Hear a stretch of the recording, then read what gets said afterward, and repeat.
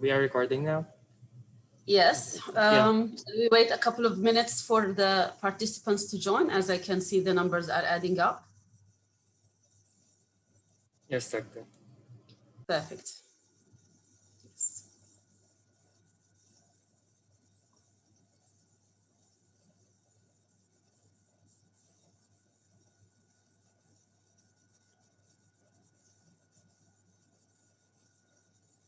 We're hoping to get as many participants as yesterday. Yesterday, we had around 300 participants, which was great.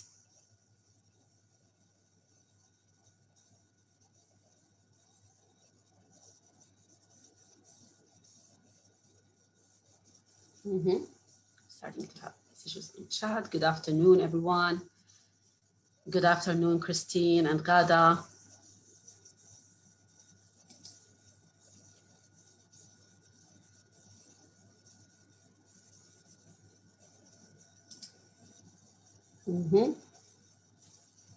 Amira, Rihab, Tina. Okay, we're having more people joining. Lavina, how are you? Angela. Yes. We'll give it a couple of more minutes. We're having people adding up and joining our platform. So let's be patient for one more minute.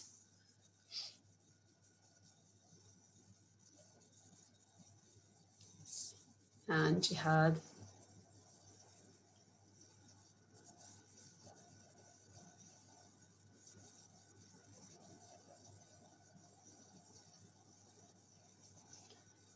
Great, and Robert is sharing the code of Mentimeter. Meanwhile, for those who are used to the platform, you can log on to Mentimeter on your mobiles and join us with the code. Good afternoon, Shaima. Okay.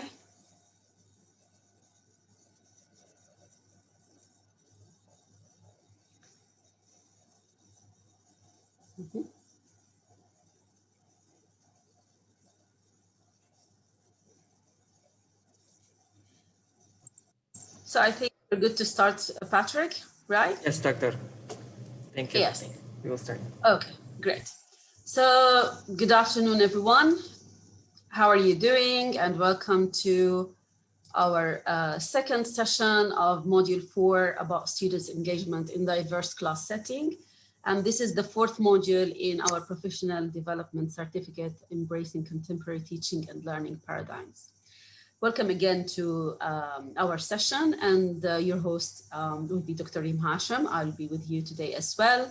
And we will continue our discussion, the one that we started yesterday, and I hope that we will continue with even more engagement and motivation to talk about this interesting and very important topic that relates to our teaching and learning practices. So briefly, for those who were not with us yesterday, I would like to share some information about myself. Dr. Reem Hashem, I am an assistant professor at Abu Dhabi University. And I hold a PhD in educational leadership. I got my PhD from Deakin University in Australia. I also hold 2 master's degrees. My first master was in education and my second master was in educational management and policy. I've been teaching for the past 25 years, and I taught in like diverse contexts, varying from schools to institutions to, higher institutions, universities locally and internationally. So I hope you will find our presentation today useful, and it will add up to what we started building yesterday and what you know before, of course. And I hope, as I mentioned yesterday, that by the time you leave this presentation, you will leave with some decisions to revisit your assumptions and your convictions about the topic of student engagement, and to enrich that this presentation will also enrich your knowledge about the pedagogy that lies behind our decisions to choose certain strategies and tools to engage our students. So let's now move on. As you know, I think you are all by now used to the platform of Mentimeter. Patrick has shared the code for our today's presentation, but what you can do actually is either scan the code that you see here on the screen, or you go to menti.com and you enter this code, and you'll be able to participate and share your thoughts. As you know, this is an interactive presentation, and we will be asking for a lot of feedback from your side about the topics that we are going to discuss today. Okay. Okay. Patrick will also continue to share the code at different times throughout the presentation. So let's move on, and let's move to our first question here on the presentation for today. So did you attend Module 4, Session 1?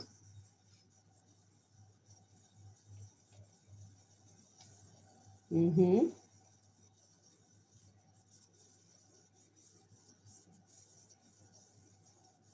Okay, great.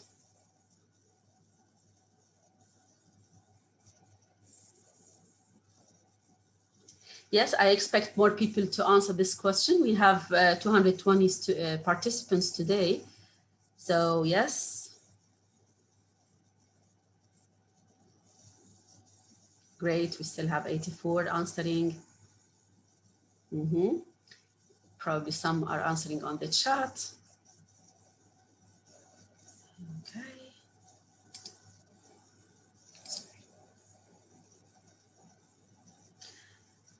Okay.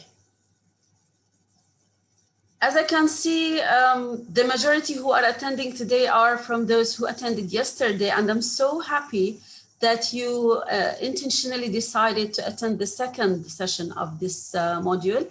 It tells a lot, probably, about how much you enjoyed and benefited from session 1, but it also tells a lot about your intrinsic motivation towards learning and towards your desire to learn more about this important topic.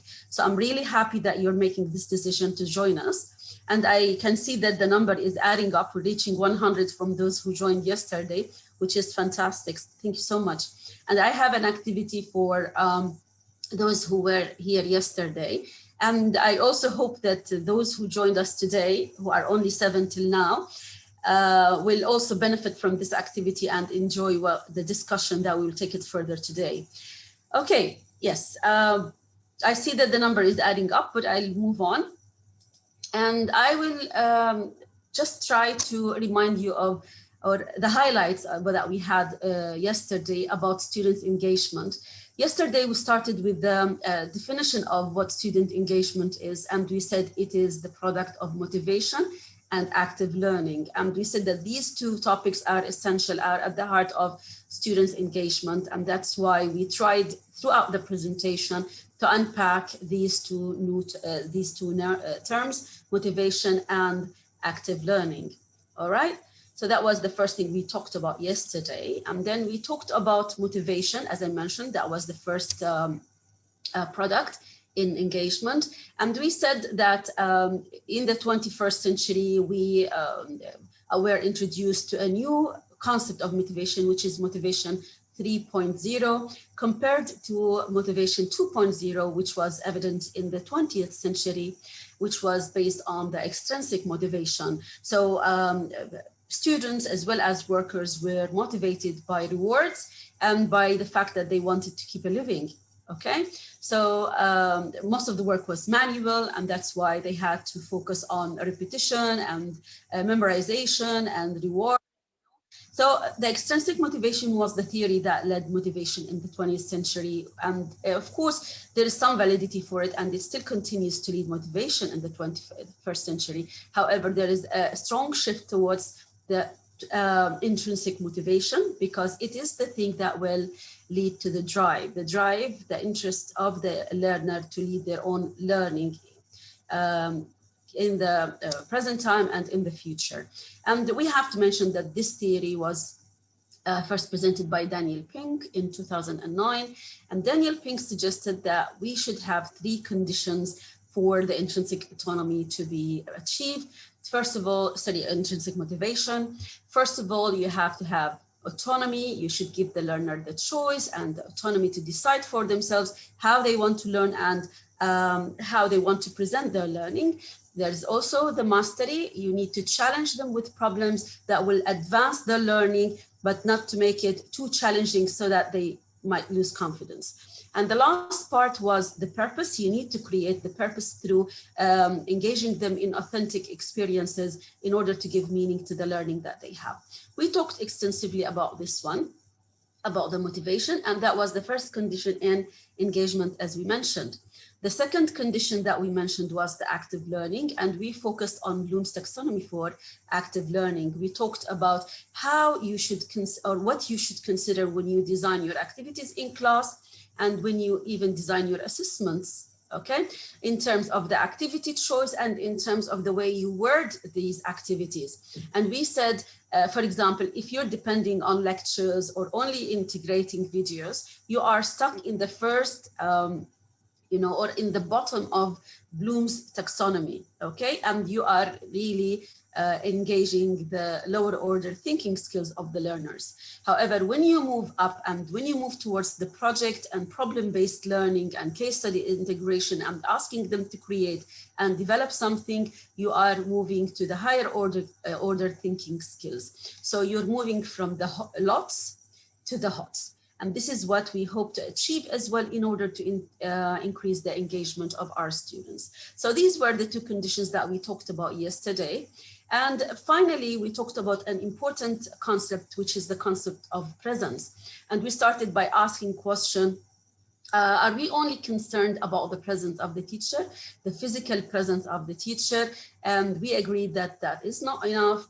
The presence has to be taken to really another level. And we discussed in a module called Community of Inquiry model, which is based on constructivism theory. And this model actually is very important for increasing and enhancing the learner's engagement. Because in this model, we talk about three types of presence. We talk about the social presence, and this is when you facilitate the interaction of your students with each other, with their peers. And there's the teaching presence. This is when you facilitate the interaction of your students with you through giving them guidance and clarifying the learning objectives and giving them clear directions on what they're expected to do and how to do it. And finally, there is also the cognitive presence, which is creating the possibilities for the learners to interact with the content that you are providing them with. And we talked about this extensively. We even clarified the intersections of these circles. And even in another slide, we showed how you can integrate technology applications in order to achieve all the forms of presence. So this is basically or briefly what we covered yesterday, and I hope that you enjoyed that theoretical part of the presentation and it added up to your knowledge with this regard. And of course, what remains here is your decision, because we only try to present keys, to give you keys to open doors, but the decision to open doors and even more doors will remain yours, hopefully with having the intrinsic motivation, which I can see because the number is adding up here for those who want to attend the presentation. Great. So the question that I want to ask you for those who were here yesterday is that it relates to the concepts that we explained. So which of the following concepts for students' engagement did you find most important? So can you please share your thoughts with me here? Okay. Yes.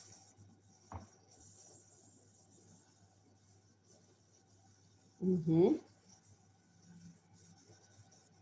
Yes, yes, I want the rest to give me some feedback. Come on.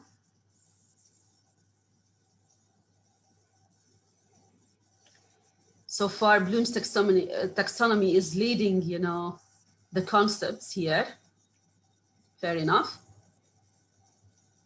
Mm-hmm. Okay. I'll give it one more minute. I want to see the feedback from others.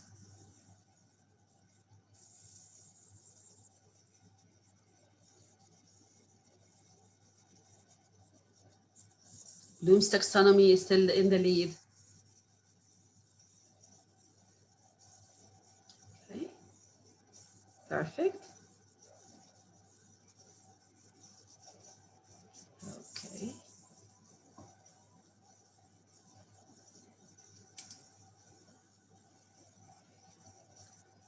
We're starting the countdown for this one.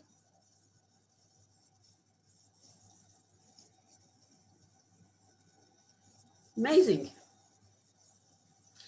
I'm really glad that you found Bloom's taxonomy useful and inspiring, because they even took Bloom's taxonomy a further step to, and right now we have Bloom's digital taxonomy, but that would be the topic of another session. And hopefully all of you know that we have another session in September, another certificate in September, professional development certificate, and it will be all dedicated to technology.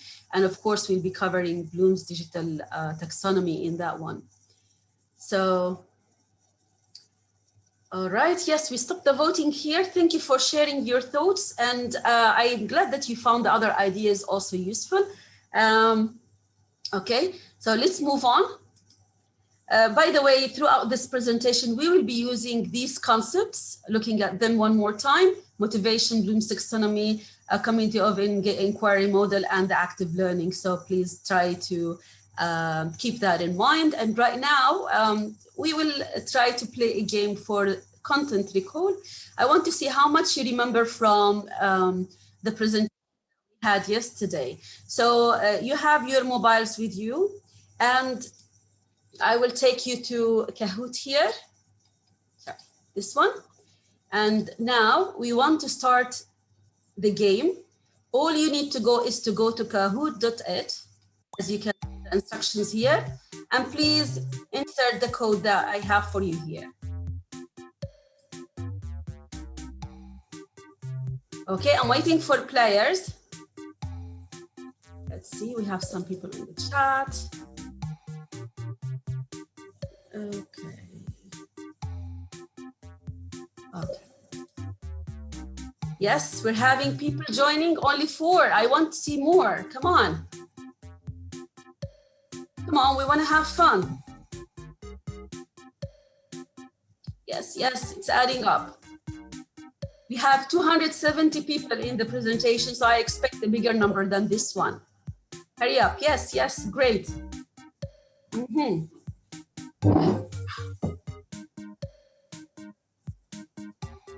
Nice. I'm not going to start at this, modest number. Hurry up. Don't worry, don't be intimidated. It's just a game. Yeah. And the best part about it, if you don't feel comfortable about sharing your name, you can just put a code or a number, or you choose to present yourself the way you like. So don't worry about it. If some people have any concern on the chat box. Okay. Yes, Robert, thank you for sharing the code. It's on the screen as well.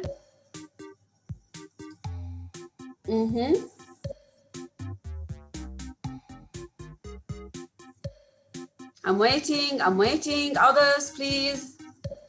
Hurry up, we want to play. I will wait for 30 more seconds and we will start.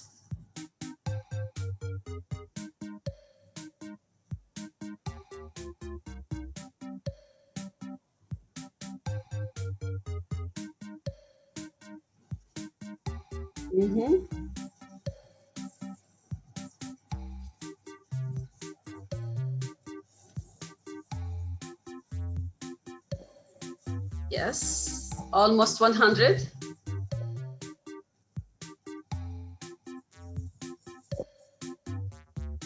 Oh, okay. Once it's 100, I'll start the game. Yes, it's 100. We're starting now.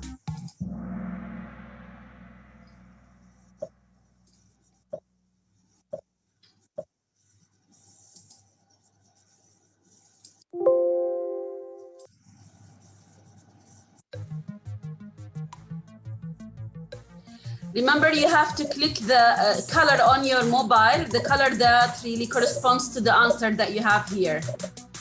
Okay?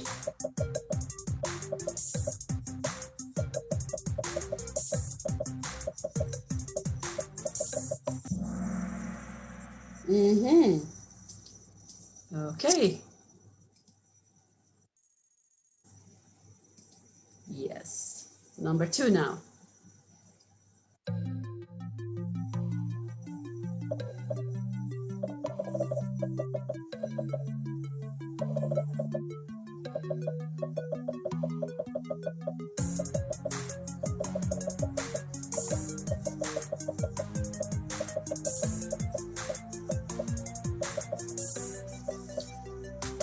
Okay, almost there.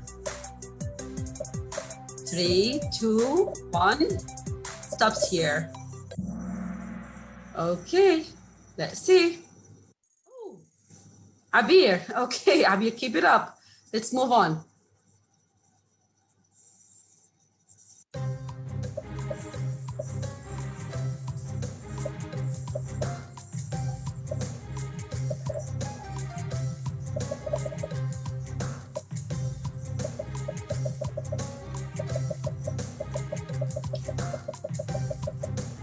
Okay. All right. Next. Yes, Margaret. Let's move on.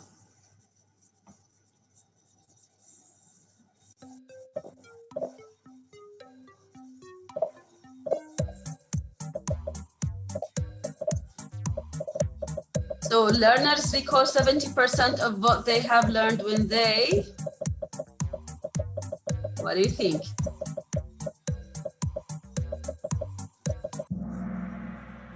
Okay. Oh, Nika.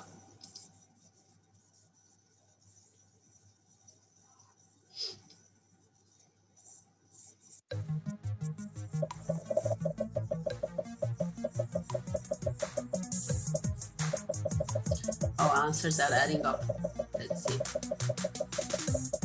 Quickly.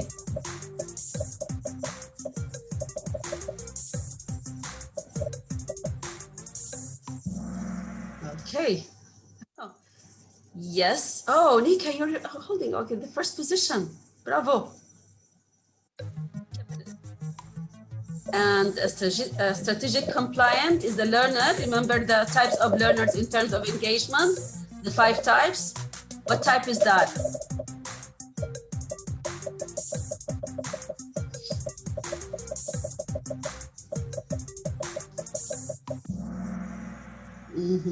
Okay. Wow. Well done, Nika. Yes.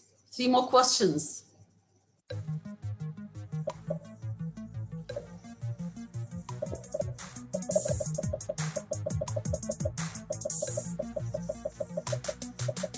Oh, you're answering it very quickly. This is an easy question, as I can see.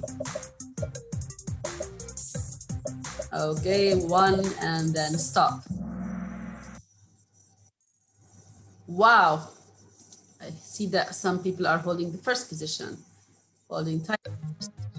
Okay, role plays cannot be used during online teaching. What do you think? True or false?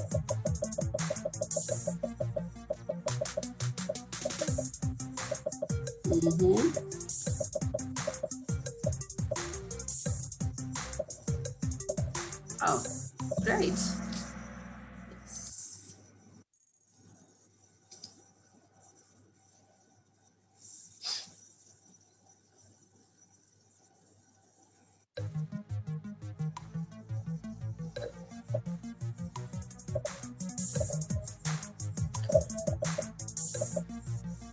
So the following strategy is a great tool for enhancing critical thinking and self-confidence for your students.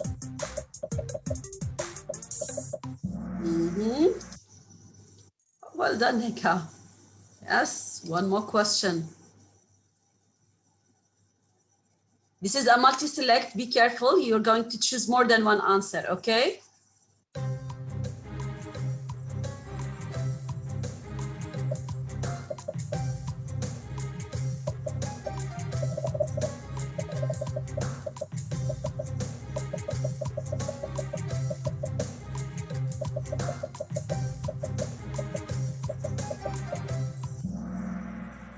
Okay. Let's see now. Rana, well done. Oh, Nika now. Okay, who's the first one? Marwa, well done. Okay, so the winner for today is Marwa. Congratulations, Marwa. And thank you for answering all the questions. Perfect. Okay.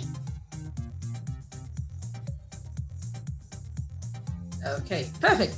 Thank you so much. I hope that you enjoyed this game. And right now I'll stop the game here. We're going to leave it. And we're going to go back to our presentation. I hope that you enjoyed this game. And the reason why I wanted to start with this game is to go over some of the concepts that we discussed yesterday, but at the same time, to continue with the strategies that we started talking about yesterday. And unfortunately, we ran out of time because we had a very interesting discussion at the beginning of the session that I did not want to stop. So one of the most important or efficient strategies in engaging your students is to have content recall. This is a strategy that you can use towards the end of your presentation or the end of your class in order to help the students remember what you talked about. Because memorization is also important. I know it's at the bottom of Bloom's taxonomy, but you can use the content recall and push it a little bit up. In Bloom's taxonomy, you can use questions that entail application of what they've learned and even analysis and synthesizing. So this is a very good strategy for you. You can use it as a formative assessment when you finish your class, and it will keep the students engaged as they use. So hopefully you enjoyed playing the game yourself as adults, okay? So let's now move on and let's see what we have for today then. Yesterday, we talked about at the micro level, we talked at the level of engaging our students in every class that we teach. And that was the micro level of our teaching. Today, I'm hoping to take you out to the macro level of the design that you might have, not only for one class, but the design that you might have for your for a year time or for one semester time when you cover units, you know, when you cover chapters in what you're thinking, in what you're teaching. So when you are teaching concepts that cannot be covered in one day, how will you keep your students engaged for a long period of time? And taking that, and from that design, you will keep them engaged for every single lesson that you're teaching, okay? So that's the hope for today. We're talking about designs more than talking about the micro level. Before we start, I'd like to remind you of some presentation guidelines. If you want to ask any question, please share with us on the chat box, and we will try to attend to these questions. And I would really apologize if I miss any of your questions, because usually, I mean, we have big number here. We're talking about 291 students. I will try as much as I can to attend to some of these questions. And sometimes I trust the discussion that we hold in class or in our session will be answering and addressing these questions. If you want really to communicate verbally, you can raise your hand and we'll allow you to unmute, and then you can share your thoughts, and we will be asking you to do that throughout the presentation. The presentation will include some interactive slides as you saw. So I want you please to keep your mobiles next to you, and sometimes you will need a paper to take notes. The session is being recorded, and this is all I want you to remember about the guidelines. Now, what are we going to cover today? We're hoping to cover, of course, today's presentation will talk about a very important instructional design that we even mentioned in the inauguration of our professional development certificate here, which is the design of problem-based learning or project-based learning. A very important design that would create engagement or enhance the engagement at the macro level, as we mentioned earlier at the beginning of this presentation. Within the Pbl design that I hope that many of you are familiar with, we're going to talk about the concept of Makerspace, the concept of backward design, and the Pbl Works website that I hope most of you will find, like many other of my students, will find useful for some practical ideas to integrate into your own teaching. Then we're moving to the concept of gamification briefly, and we're going to hint upon some of the or a number of applications, only to give you examples of how you can use these applications to enhance the students' engagement and gamify your learning, your teaching and the learning of the students. However, these only stand as one example or an example of what you can do. Further, explanation and exploration of these technologies will be in September when we talk about technology intensively throughout the professional development program that we have for you there. Okay, so this is the plan for today, and let's move on. The first thing that I want to talk about is project-based learning. And before I say anything about project-based learning, I would like to hear from you. So how often do you use project-based learning in your teaching, and what does that mean to you? I would appreciate it if we have people raise their hands and try to come in to participate now. Yes? Hello. Sure. Yes, hello. I'm Hema. Hi, In my daily teaching, I use project. It depends also of the class level, meaning of the age level. But we can begin also from early stages from the KG1. Mm-hmm. In KG1, we use STEM and art and music and English also and math projects, so they can do by themselves. For example, for STEM, we teach them how they begin to use the tools and to use materials. And upper grade is much more easier, especially now with the YouTube. You have a lot of samples on YouTube how they can, example, build the rocket, or how they can make small robots in upper grades, grade 10, 11. And students are very interested in that subject and very creative. So I have a question for you and for everyone here, because in the chat box, I could read that it depends. They said that it depends on the lesson. So the assumption is that you can use project-based learning for some subjects and you cannot use it for other subjects. Is that right? No, you can use it for all subjects, actually. Even if it is in English or literature, they can use that one example projects if we want them to have hands-on example written projects, or even represent the project. If I giving them the story, I will ask them, okay, how you imagine your story to be touchable, to be seen. Okay. And then they sometimes they creating something as a sculptures.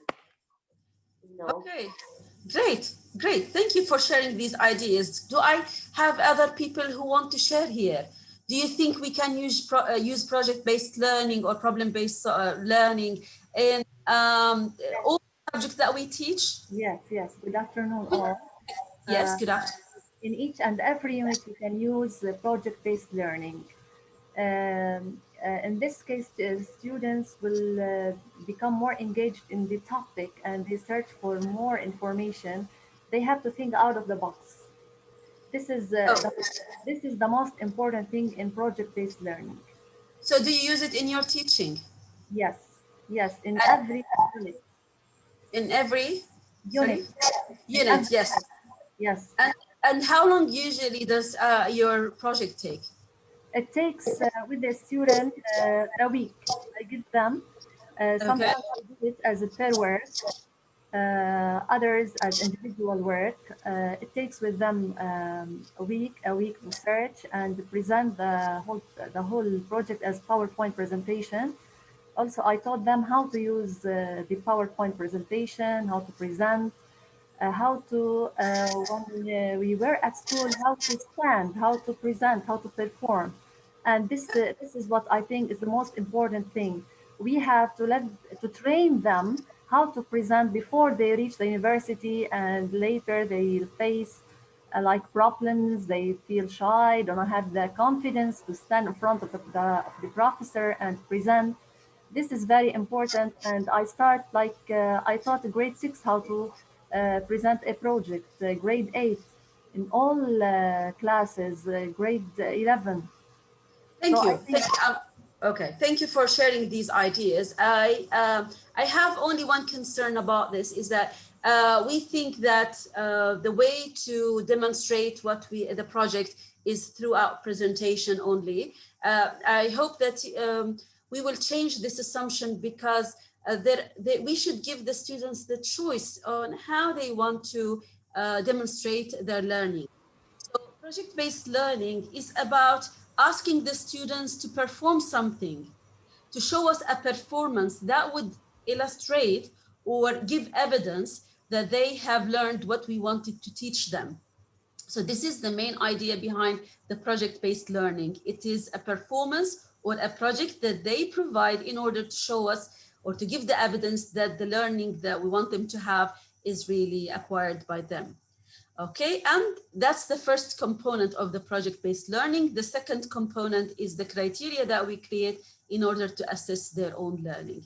One way of demonstrating what they know is, of course, through PowerPoint presentations. And this is a very important skill that you mentioned, to teach them how to stand and have the confidence to talk to an audience. But there is a lot more in the way we represent things. Remember when we talked about autonomy and giving them the choice? And I hope for those who watched the video yesterday and worked on the assignment that I gave you for Edpuzzle, that the video inspired you with more ideas on how to represent, for the students to represent their work. So thank you so much for sharing these ideas.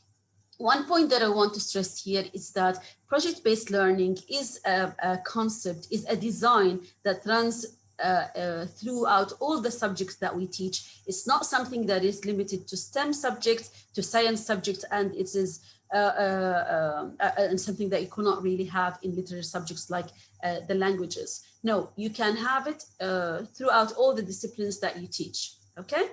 It is asking them to perform something, to come up with a project in order to demonstrate that they've learned it.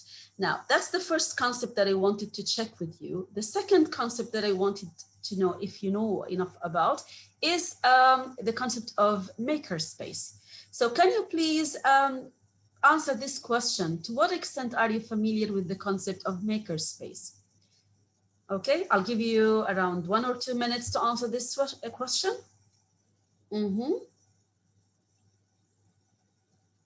Makerspace is an integral part of my class. I use it all the time. I don't know what Makerspace is. I'm familiar with it, but hardly use it. I sometimes use Makerspace to apply some concepts. I'm still waiting for more participants to answer. I will be looking at the questions here. Oh, yes, Patrick, some students cannot unmute. If you could help them with that. And Akram says he's been raising his hand for a while and he could not really unmute. Okay, so if we can help Akram, and I would like to see Akram participating in the coming questions. Okay, so we still have more people voting here. Yeah, I want to know how much you know about the Makerspace, a very important concept and an integral concept of the PBL learning.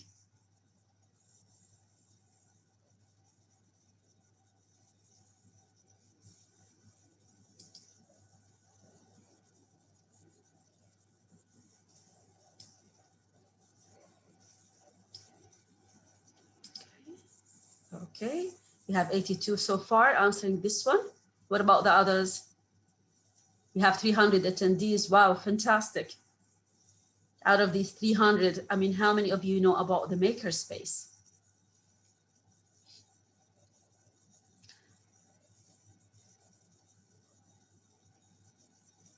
I will stop at 100. So we're almost there.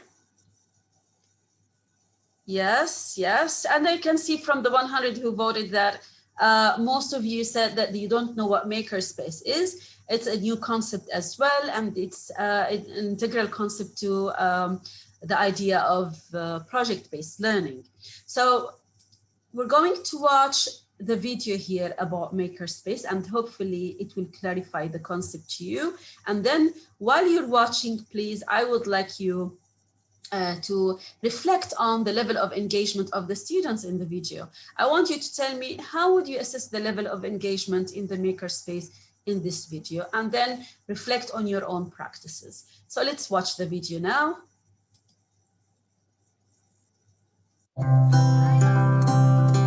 The best activities in classrooms develop a lot of skills at one time, both cognitive and social emotional.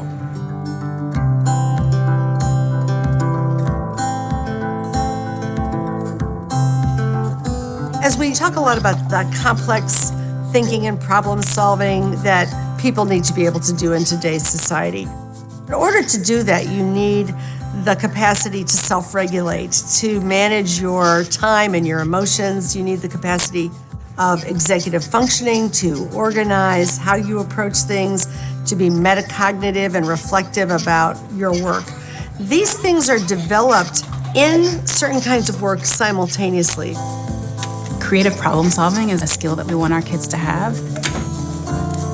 And the Makerspace is the place in the classroom where we're cultivating that skill in our kids. I'm supposed to make something, and it's like supposed to help people or like help fix a solution.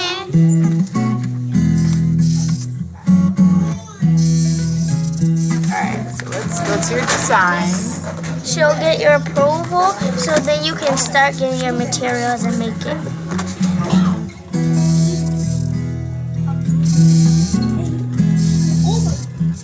When you give kids autonomy and choice and really hands-on materials, you have them applying the learning in a way that helps them to gain deep understanding. If you give children a project to undertake, a passion that they have, that they want to find the answer to, they need to be able to organize themselves. They will be using critical thinking and problem solving. And as they undertake these tasks, they're building both the social and emotional foundation, and they're also building the cognitive abilities to demonstrate their learning. It's almost second nature to them that you keep working on something.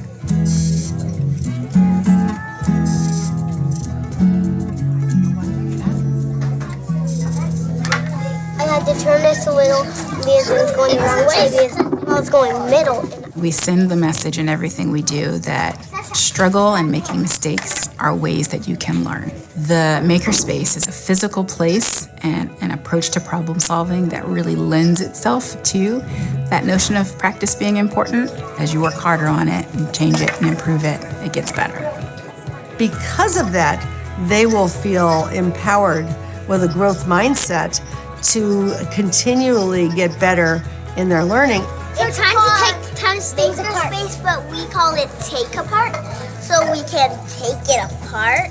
When everything we do is building independence in kids, building their ability to be self-regulated, then you can release to time and interest areas where kids can go to the Makerspace and stay there as long as they'd like, because you've built that ability to be self-regulated while doing that autonomous work.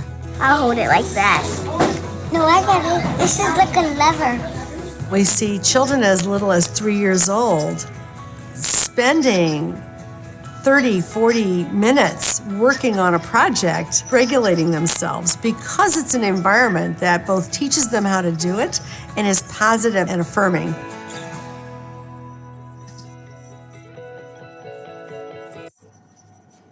Okay. Perfect. So I hope that you enjoyed this video. And I would like someone to volunteer to answer this question. So hopefully, Akram, by now you are able to participate, to join us.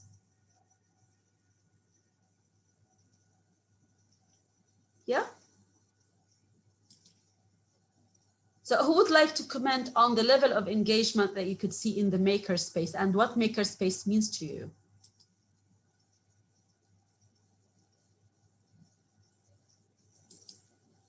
I see some great ideas in the chat box. So let's look at them until someone decides to unmute. Okay. Hello. Again, me. Only me. Hello. Yes. Hello.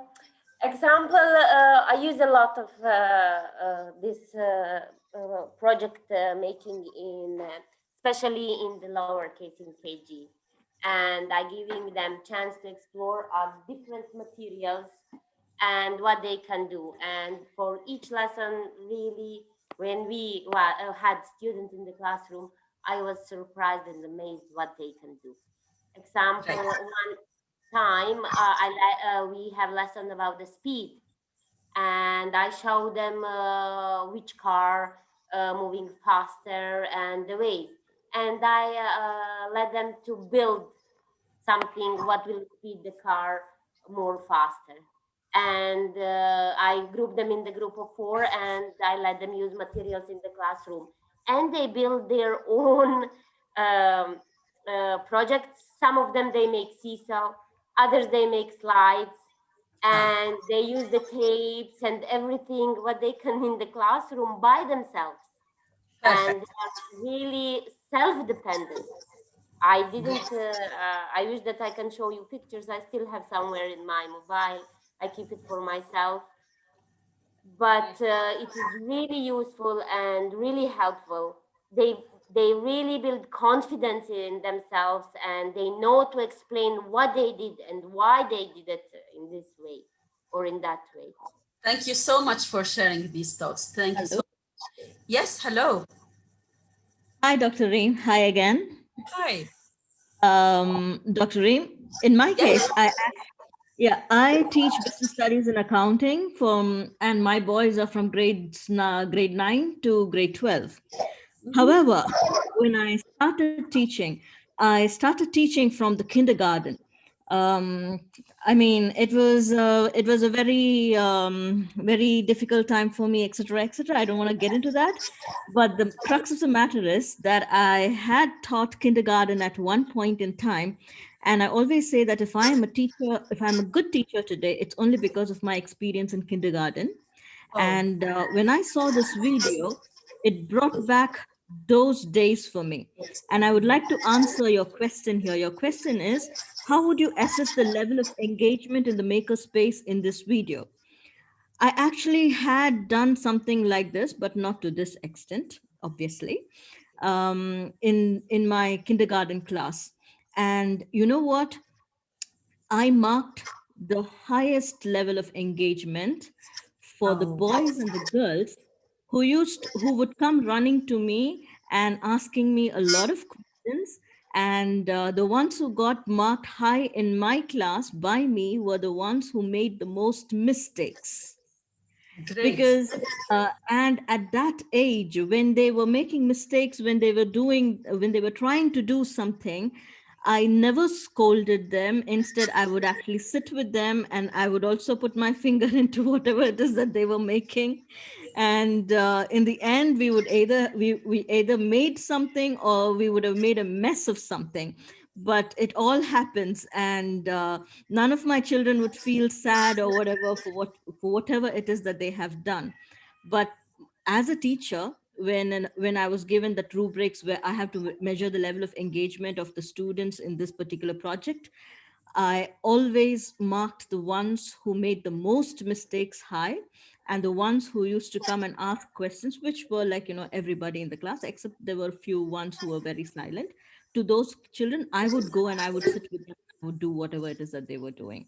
So Yes, thank you so much for sharing these excellent thoughts. And what I loved about what you said is that you really mark those who made mistakes the highest, because that's an integral skill that you want to have for the 21st century. The fact that they take risks and they are not afraid of taking risks, because as Dr. Daniela mentioned in her presentation, we never know what to expect and what's coming in the future. All what we can do is to prepare those with the right kind of skills and attributes, those learners that we have nowadays, but we cannot really know what is awaiting them in the future. So thank you so much for these excellent ideas. I also can see amazing ideas in the chat box. Mistakes are welcome. It's an opportunity to innovate. So it provides kids with tools. Okay, so people are adding some ideas here. Is that one? But some of you wrote magic, which I loved here. And okay. It integrates subjects. Thank you. It's interdisciplinary. Again, STEM projects, I want you to be careful about this one because I do not want you to think that you only can use this in STEM subjects. You can use project-based learning for all the subjects that you're teaching. You can be so creative when you're teaching languages and when you're teaching literary subjects. I still remember someone from yesterday who asked me about how can I encourage my students or motivate my students to read. By changing the reading into a concept that will serve them for achieving a project or doing a project, you will create this intrinsic motivation for them to read, because the reading is not the goal itself. It is just a tool for them to achieve a higher goal that would address their mastery, their purpose, and the autonomy that we talked about for intrinsic motivation. So I want you to think of it this way. Okay, thank you so much. A lot of, yes, does anyone want to share anything here? Yes, Dr. Reem, right now I think can you hear me?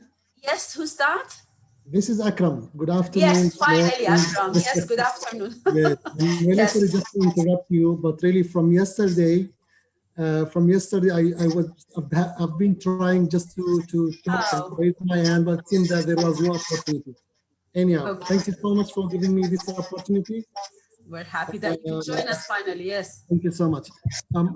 In fact, I missed the last part because like I tried to restart my computer for this reason. Like I don't know what's going on, but if you allow me just to take like maybe 1 or 2 minutes and to comment on what happened like in the previous one, which is project-based like learning, if you don't mind. Okay. Like, Yeah, please go ahead. Yes.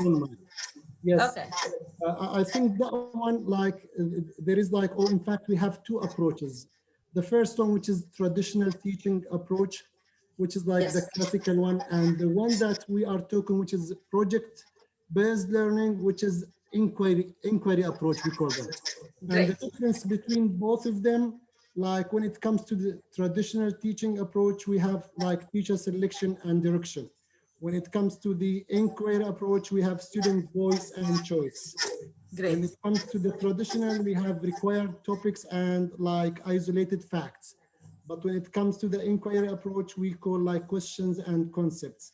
Again, like for the project-based learning, I do remember in like when I was a teacher, in fact, like maybe 5, 6, maybe 10 years back, we use something called ECA, which is like extra curriculum or curricular assessment, where like the students by the end of each unit, they create a project, and based on the outcome, they write their like description of that one. I think this is what we mean by project-based learning.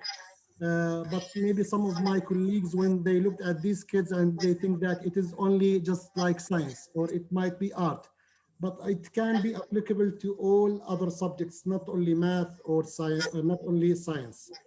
This is my point of view in terms of the project-based learning. If you allow me in a minute. Sure. Like, I'm really sorry to interrupt you again. Like when we talk about motivation yesterday, like we mentioned like 2 types, but I think there is another one. It's called family motivation. Oh, like family motivation. It doesn't mean the real family motivation. It's not, I'm not talking about home. I'm talking about family when I am a student and I feel like comfortable and safe in my classroom and welcomed by my teacher, then I can say like I am motivated. Perfect. Well, Akram, does not that remind you of the concept of community of inquiry, the presence, when we talked about the social presence and the responsibility for the teacher to create the activities that would allow students to engage or to interact socially with their peers in order to have the social presence. You're absolutely right, Doctor. And when yesterday, like, and you said, like, in fact, this is the reality. If we miss any one of the 3 elements, I want to say like, then it seems that the teacher is not successful in his classroom. I'm really sorry to say that one. But again, like if I want to be a successful teacher, whether online or like blended or on-site or physically, then no student should be left behind. This is my philosophy. Yes, great. Yes, and we have to keep this in mind. And we have also to acknowledge that at times we might have our moments of failing, but we learn from that and we try to learn why we are failing to engage our students and what can be done in order to enhance this engagement and to build the presence that we're hoping for. Thank you so much. And I mean, these were excellent ideas that you shared with us. Yes, it is the responsibility of the teacher to create the experiences for all the learners to interact together and engage in learning and not to leave any of the students behind. So now, many of the great ideas were mentioned in, great ideas were mentioned in this video. They talked about growth mindset, they talked about creativity, and they talked about self-regulation, things that relate to the presentations that we had earlier by Ms. Rubina and Dr. Daniela. So I hope that you're trying to make the connections between this presentation and what we discussed earlier in other modules. Great. So let's move on now. And right now, I would like to take you very quickly to an important website that I always like to share with my students. And this website is called the PBL Works. It is inspiring. If I take you there, you will find all that you need to know about project-based learning. And what is fascinating about it is that when you go to the resources here, okay, of course, you need to have an account. It's free. You just register for free and you become a member. And if you go here to this part, you will find resources. And in the resources, you will find different articles, many videos, and once you log into this platform, you will also find resources that are really categorized according to the level that you are teaching. So there are resources for KG students, resources for elementary students, for secondary students, and fantastic ideas for projects for different subjects that you teach. So I hope that you will find this platform useful for you. And I want you really to take the time on your own to investigate the resources that you have here and use them in your teaching. Okay, so taking you back to, okay, what I like about it, it's super, I'm okay using it. Great, yes, so I can see from the chat that many of you use this platform. Yes, it's a treasure. It has many resources for teachers. It provides them with rubrics. It provides them with ideas for projects, etc. So I would like you to keep this in mind and have a look at it. All right. Now, an important point to consider, and this reminds us of what Akram mentioned. So thank you, Akram, because you really paved the way for this slide, is that there's a difference between the traditional teaching and the project-based learning. The design that we use when we are using project-based learning is what we call backward design. So we do not go into the classroom, start teaching, and then we design an exam just to test what we taught. No, we think of it differently. We start by, of course, defining our learning outcomes and our goals from what we're teaching. And after we identify the desired results, the learning outcomes, by asking ourselves two questions. By the end of this unit, what do I want my students to know? And what do I want my students to be able to do? If you keep these two questions in mind, that will take you to the second step.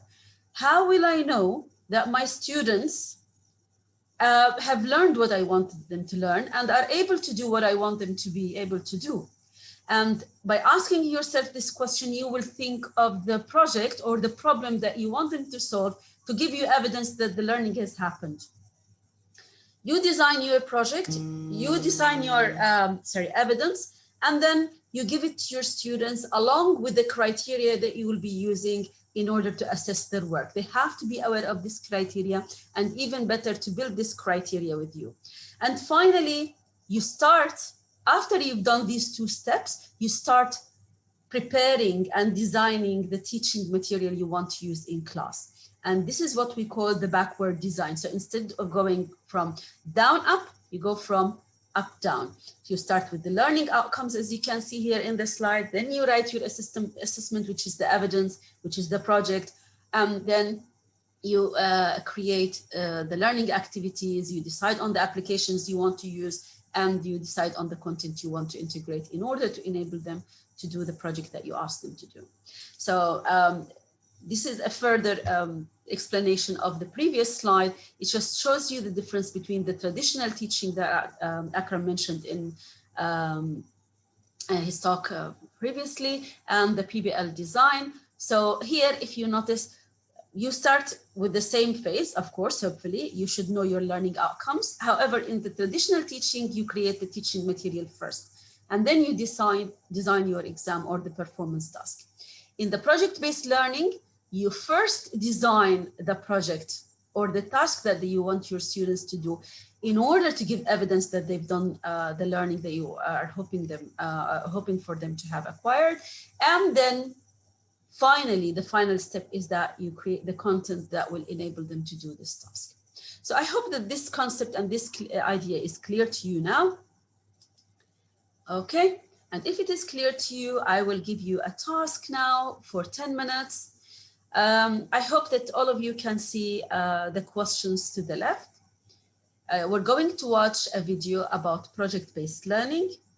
And while you're watching the video, I want you to integrate all the information that you acquired from last presentation, as well as the introduction of this presentation, to try to answer the questions about the video you're going to watch. And I hope that Robert has shared the link with you. Okay, let me see here in the chat box. So Robert, could you please share the link for the project-based learning? Yeah. Yes, it's here. Thank you so much, Robert. And I want you please to watch the video about the project-based learning and share your thoughts on the following. How did the project design integrate the 3 elements of intrinsic motivation, autonomy, purpose, and mastery? How did the project address the HOTS of Bloom's taxonomy, the higher order thinking skills of Bloom's taxonomy? How did the project integrate the community of engagement model, social, cognitive, and teaching presence? And finally, or not finally, what were the elements of engagement used by the teacher? What level of engagement was evident in the majority and for the majority of the students? Remember the 5 levels of engagement that we talked about. So I hope that you can answer these questions, and I will be giving you 10 minutes from now. I will stop the activity at 6:11. Okay.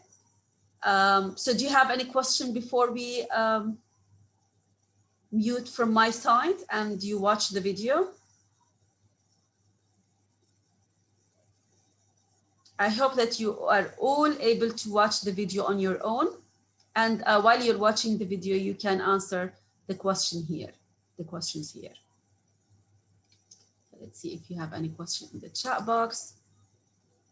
Okay, you don't have questions, so I will be muting now from my side, and I'll see you in 10 minutes. And please, I want you to be motivated to participate. We'll have 5 minutes to discuss the answers that you have here, but it's more of reflection that I want you to have, okay?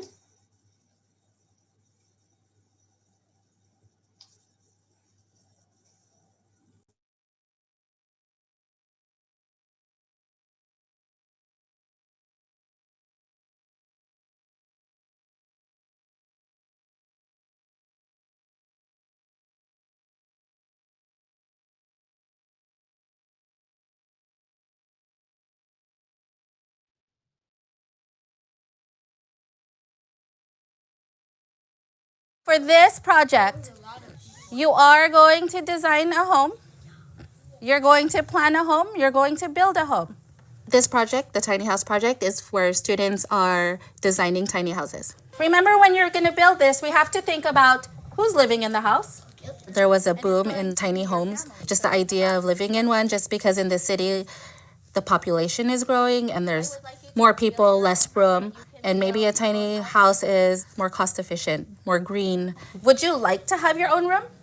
Yeah. Would you like to have your own space? Yeah. Okay. The driving question was, how can we, as a design team, design a house for clients, taking into consideration budget and location and personal preferences? The entry event was Minecraft. So they used Minecraft to build just a house that they would build for their family. This is inside the house. This is where, like, the sofa, and over here is where I sleep. They're able to use their creativity. They're able to just be free and just to build without anybody giving them parameters. Back to our project and this driving question. What do we need to know to answer this question? Like, say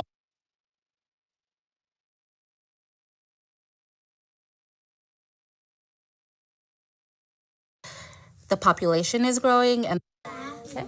The driving question was, how can we as a design team design a house for clients, taking into consideration budget and location and personal preferences? The entry event was Minecraft. So they used Minecraft to build just a house that they would build for their family. this is inside the house. This is where, like, the sofa, and over here is where I sleep. They're able to use their creativity. They're able to just be free and just to build without anybody giving them parameters. Back to our project and this driving question. What do we need to know to answer this question? Like, say they have family that's gonna come live with them. They have to think about that. Like, have a guest room. The Minecraft building sparked like, how many rooms do we build? And so they came up with their need to knows. Any other need to knows you'd like to add?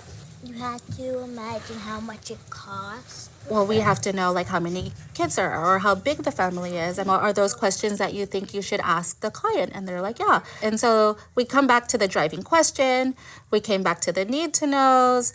And we came back to their entry event just so that they can get some questions that are appropriate for their project to their clients.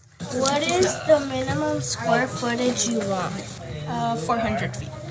You want a second story? Yes, second story would be good. Okay. Okay, yeah, that'd be cool. I think it's important for them to know that there's a real client because it gives the project more authenticity. Would you like to have a garden outside your house? Yes. When they form a relationship with the client, then they start to care about what the client thinks. This is the final product. This is what the construction documents look like. But not too different from that concept drawing, right? We have the bedrooms up here, master bedroom in the corner. So I asked an expert to come and present to the students, and he was actually a structural engineer. You're gonna see elevations. Just kind of look at what kind of information's on there. How do you tell a wall is a wall? You can see you put two lines parallel to one another. And we talked about making blueprints and what does that look like, or having a layout. Oh, look, it even has prints right here. I want these.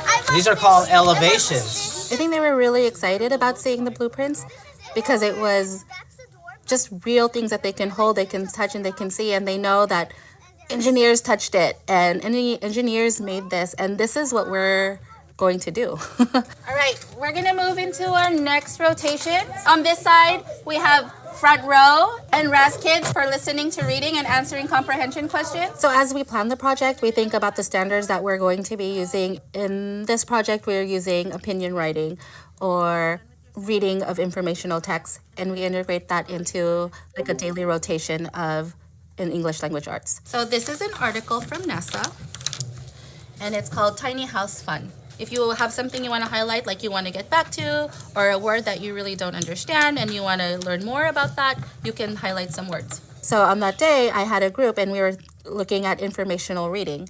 And then another group, they were listening to a book that had to do with houses. And then another group was working on vocabulary, and all the vocabulary is part of the project. And then another group was just doing their read to self, and that's just books that they're interested in, so they're practicing reading independently. Write your name at the top. For math rotations, we call it math with the teacher, math with technology, and math with the partner. The house size that your client wanted. And then I'm working with the group, and we're really looking at area and perimeter and the difference between area and perimeter. Okay, so can you tell me what the square units are here? Don't touch the table. Another activity that we did with math was the Cheez-Its math. When they looked at square footage, we said that each Cheez-Its was 1 square inch, and they used that kind of information to do square footage within a house. It was just kind of a connection for them.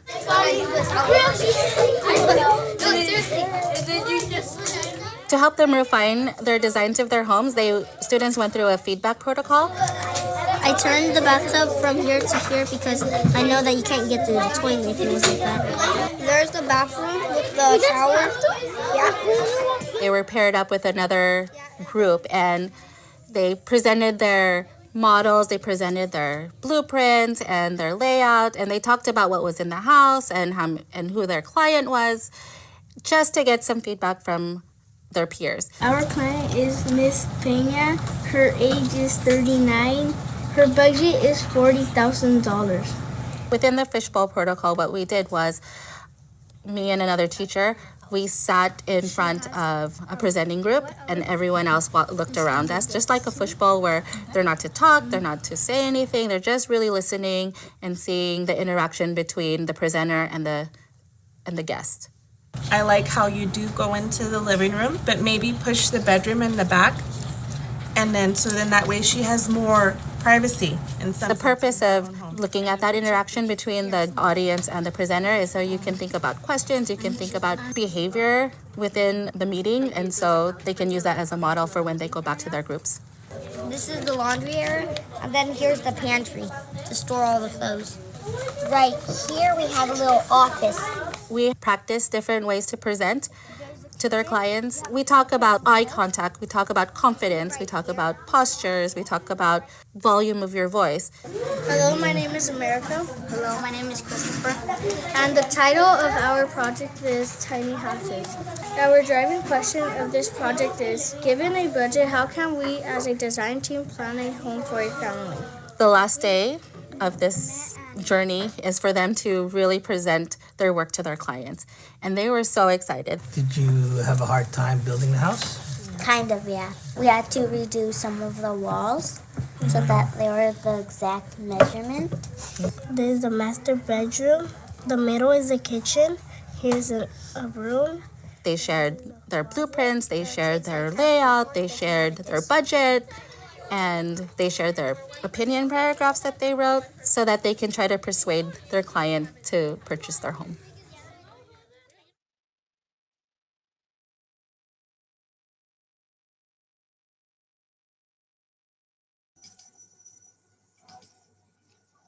Okay, I'll give you 1 more minute to think about your answers.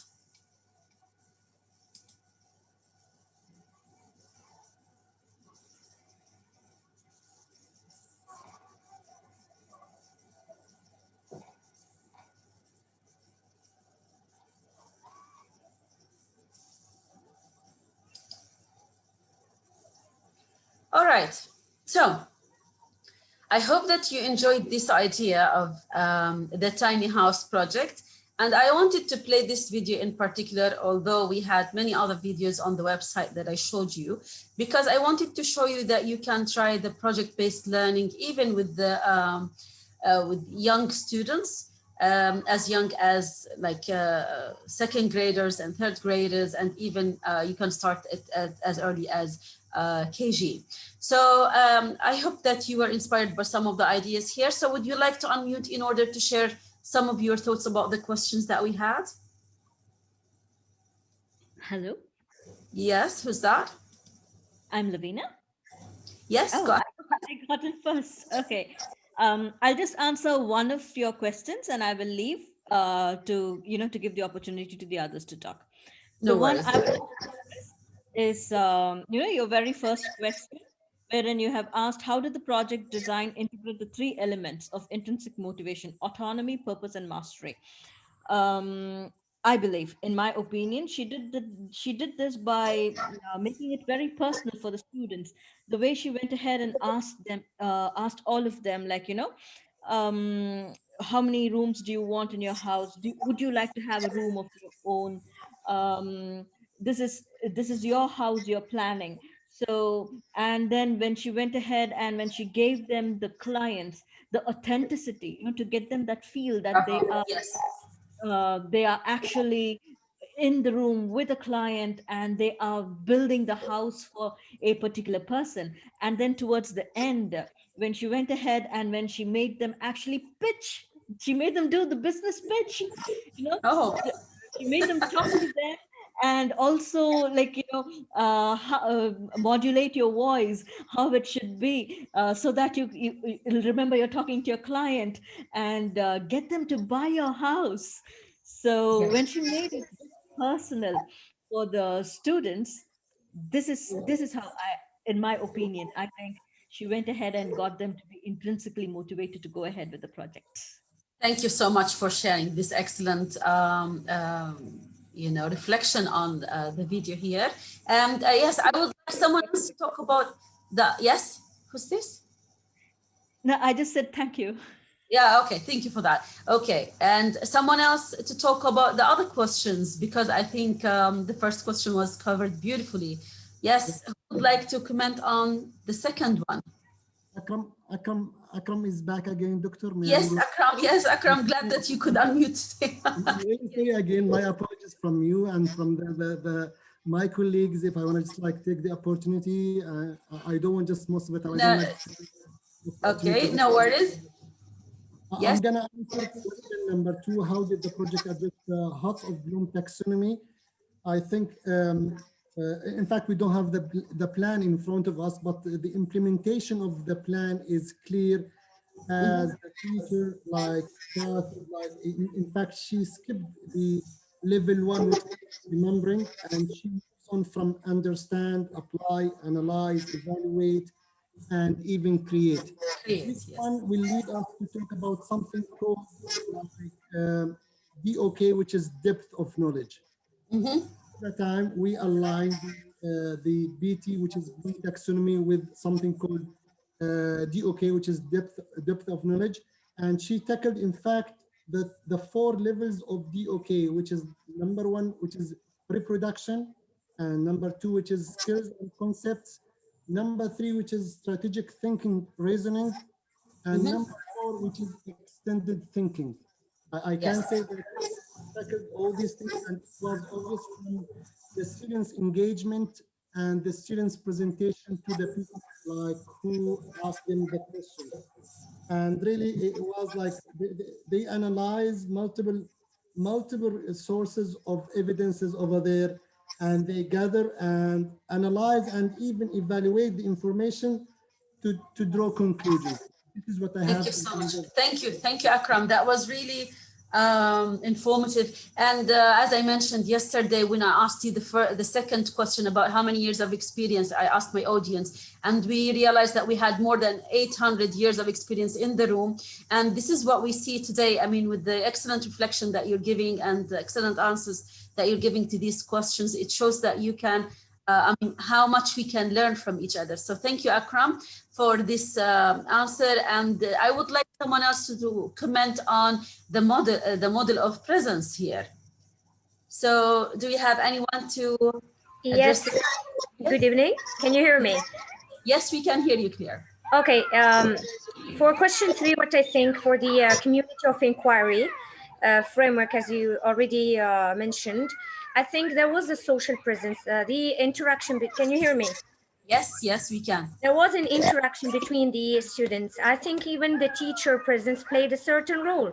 So because the teacher was there guiding them, not just leaving them go and being passive and not even interacting or showing interest in the topic they were working on. There was a cognitive presence that's very, very, very important, an important element into the, let's say, the learning process that facilitate successful educational experience, especially through the paired work, because they were like sitting with each other, interacting with each other, share their blueprints. It was wonderful to see that. So I think that she reached, or she applied 3 levels. It was the social presence of the participants and even the teacher herself, which let's say I could see small little communities in there. I could see that they were trusting their environment, because if you don't feel comfortable in the environment, even you have like a huge wow facilities, you won't do a job, but still if you feel trusted, you can bring wonders to life. Let me tell you that I saw that they could develop interpersonal relationship by projecting their individual personalities, like they were showing to each other stuff. It's wonderful. I could see to a certain extent cognitive presence, which learners were able to construct and confer the meaning through a sustained reflection by the discourse with the teacher, with the robot, with the plenty of things. So I could see critical community that is, let's say, thirsty for inquiry. The last thing I want to mention, I love the teacher presence. Okay, she was let's say simplified and exemplified a design of a good facilitator, and she had a direction, and she was aware of their cognitive learning and their social process of purpose of realizing personal and meaningful educational, let's say, worthwhile learning outcomes. Thank you so much. This is Ms. Fatima. Thank you, Ms. Fatima. Thank you for enriching. I mean, the whole discussion. I'll try to be passive, not talkative that much. No, please don't. No, please don't. Thank you, Okay. Dr. Reem. Thank you so much. Thank you. Okay, great. Yes, one time I played this video for one of my classes, and one of my students studied architecture at the university, and she just said, "I just wonder why we didn't have this opportunity when we did that at the university level." So it's just not about the age group, it's about the teacher who makes the difference in the way that he or she prepare or design their their lessons and their units and what they're teaching. So I hope that this video inspired a lot of thoughts on your side, and with the level of engagement, allow me to say that I would say that most of them were at the 5th level of engagement. Okay, they were all intrinsically engaged in the work that we had there. Thank you so much for the input that you put, and I encourage you to go to the Pbl Works website and watch more videos for other levels and other subjects to see how they implement the Pbl work. Okay, now let's move on. We finished the first macro design that we talked about, which is the design of the Pbl, project-based learning. And the second concept that I want to discuss with you today, hopefully we will have enough time for it, is the concept of gamification. So this is a relatively new concept in education. Before we start, I would like to have some input from your side. So how often do you use games as a method of teaching in your classes? Can you please answer this question? Okay.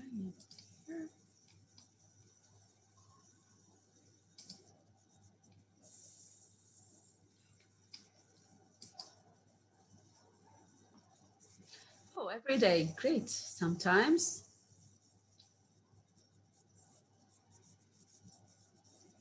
Yes, more input, please, into it.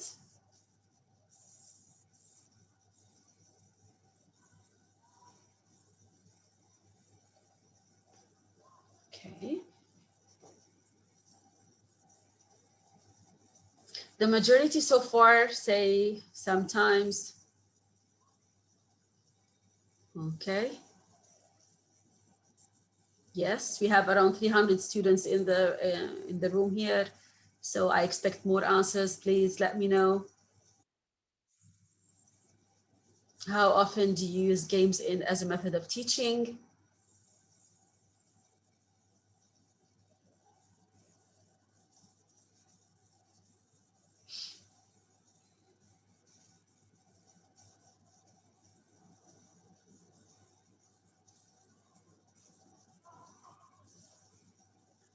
Okay, some more input, please. We have 81 students so far answering. Give it one more minute.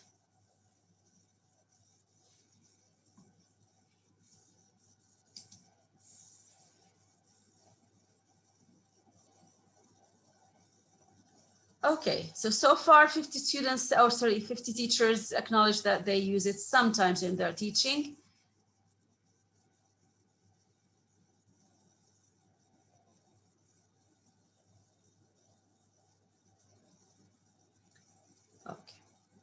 Perfect. 30 more seconds and we will stop.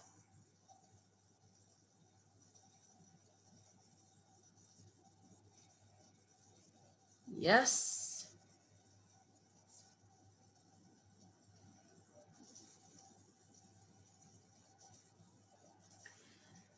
Okay.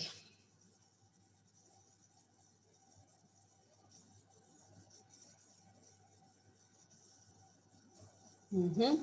5, 4, 3, 2, and 1. And the voting will stop here.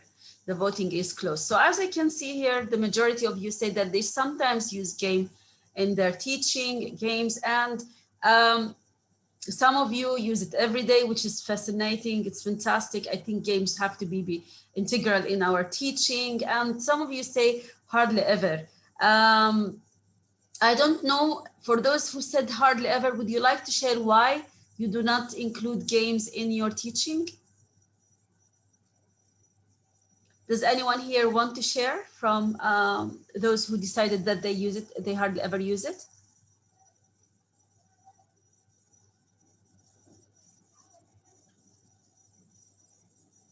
You can raise your hand and unmute. Okay, while you're deciding to share your thoughts on this, let's see. Yes, start. السلام عليكم دكتورة. وعليكم السلام. معلش أنا راح أتكلم بالعربي.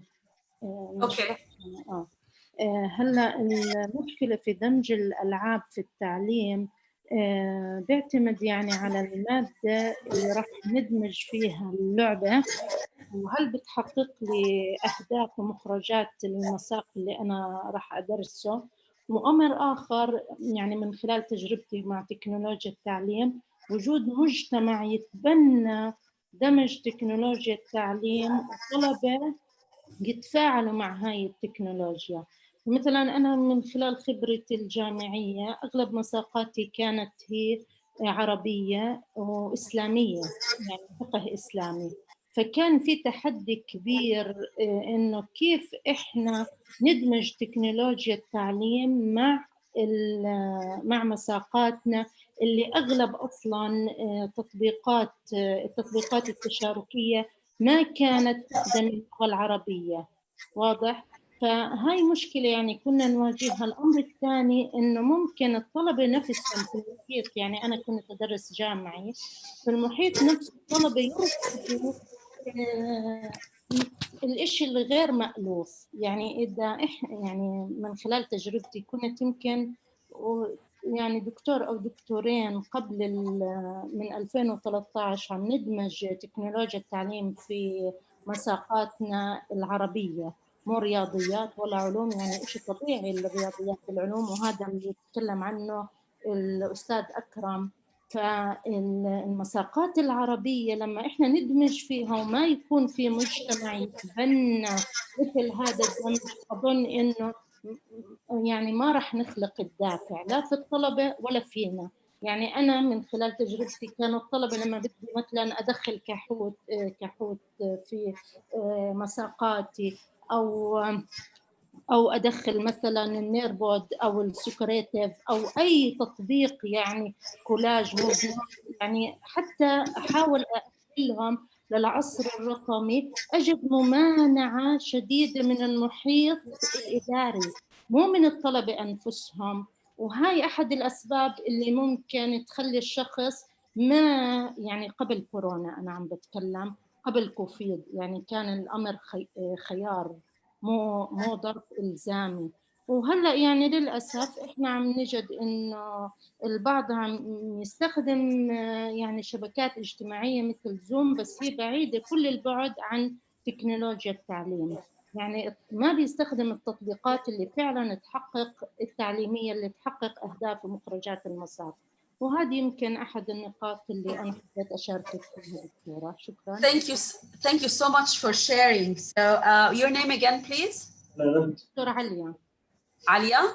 دكتورة عليا. Yes, Alia. Yes, Dr. Alia. Thank you for sharing this one. And Dr. Alia talked about an important thing at the beginning. She said that we have to match the games that we use with the learning outcomes that we have for our class. And that's very important because we just this point at the beginning of our session yesterday, that whatever tools or strategies we're using, they have to be guided by our own pedagogy. So that was important. And the second challenge that Alia talked about was integration of technology. Because of resistance. You know, there is resistance from students at times, and there is also resistance from the management. They will not accept that you gamify your learning. I don't know why. By the way, using games that has always... Yes, go ahead. أنا بحكي لك ليه يعني كان في ممانعة من الإدارة. يعني المجتمع أولا كانت تكنولوجيا التعليم في بداية الحديث عنها، وكنا كل أسبوع تقريبا الجامعة تطرح ورشة تدريبية، وهاي الورشة مو إلزامية، يعني التدريب ما كان إلزامي، وبالتالي كانت الأمية حول تكنولوجيا التعليم هي سبب الممانعة.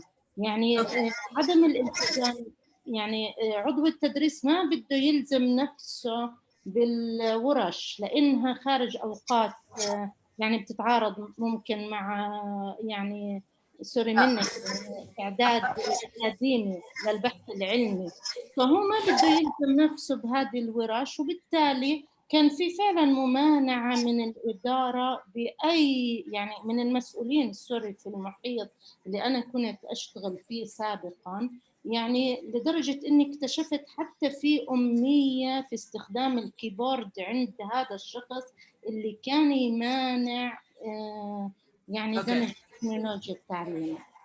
يعني هو الجهل، الأمية بتكنولوجيا التعليم، وعدم الرغبة في الالتزام بالورش التدريبية، وهذا هو. You brought a lot of ideas into the discussion here. First of all, when we talk about the intrinsic motivation of the teachers themselves to try new ideas and to try things in order to advance in their career and in order to, let's say, improve their teaching and what they provide for their students. So that also depends on the intrinsic motivation of the educators themselves. And that's why we can say that we have around 300 educators in this in our meeting today, because they are quickly motivated to join. That's one thing. And the second thing is that probably we need to be, you know, grateful for COVID, because COVID brought, despite all the challenges that COVID brought in our life, it also brought some, you know, positive things, which is the challenge that we had to really probe into technology, to learn more about how technology can serve our needs and the needs of our students. So all of us had to make that decision and that shift, and we've learned in 1 year more than we could have ever imagined. And those who were resistant had no choice. They had to cope and they had to learn new technologies in order to, you know, not to be left behind. So thank you so much for sharing all these ideas, but I do not agree that we have to surrender. We have to just go with the flow, as they can say. We have to ourselves make choices for our own teaching and to try things. When I asked this question about using games, in part, I didn't mean only games that are driven by technology. I also meant games in class. And I wish I had the video, one of my videos where I gave a training in Egypt a number of years ago. And of course, all my students were adults. They were teachers coming from different areas and, you know, cities in Egypt. And we had a class of 90 students in a room that would not really fit all. Excuse me. Just let me finish this point and I'll let you now. We had students standing outside the room, watching from the windows. We had students sitting on the floor, and Excuse me. Yes?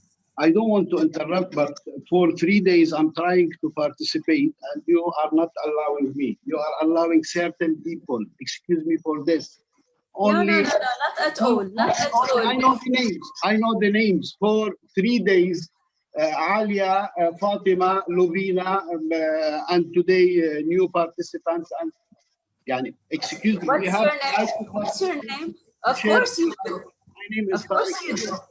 I'm There is chemistry teacher at Al-Nahda National School for Boys. I have more What's than your name? 22 years of teaching. Also, I have a teaching diploma for maybe 19 years. Okay, what's your name, please? Tariq El-Haj. Tariq, you did not participate yesterday. I thought we had Tariq. No. I raised my hand many times. But probably, you know, Tariq, what happened? Some of the students, or sorry, some of the participants had issues with the unmuting from their side, and I could see those messages on the chat box. We will never ever. No. Today I received a message to unmute my mic, but the days before I didn't receive. Oh, I'm sorry to hear. Just because this issue might have happened with many participants other than me. Because of that, we might give some ideas that might be helpful. Sure. And that's why we have this platform. As I mentioned yesterday, we want to learn from each other. And I asked everyone to be generous with their knowledge.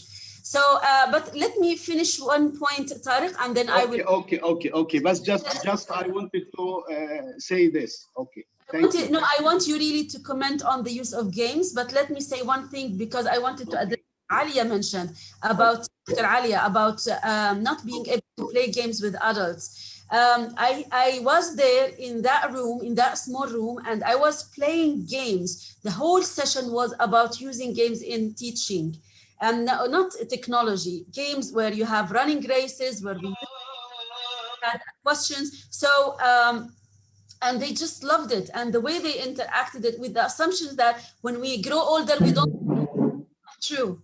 No, we like games, and I encourage all of you to integrate that in your teaching. Now, I would like to hear from Mr. Tariq, and I'm certainly happy that you could finally join us in this discussion. So please, Tariq, what do you want to share with us here?